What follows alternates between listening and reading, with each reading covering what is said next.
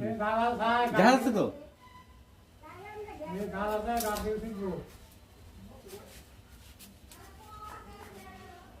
বাকি থাকলে মনসংখ্যার সামনে বেশি আলাম আর 2-1 দিন গেলে দিয়ে দেন মনসা পূজার 5-6 দিন আছে দিয়ে দেন আবার হাঁকাইবো না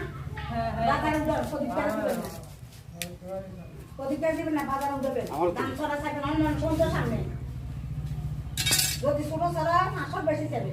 আর বড় ছড়া হলে তো অন্তত 800 টাকা 1000 টাকা থাকবে কিয়া হাসো দিয়া ছড়া দাম কিয়া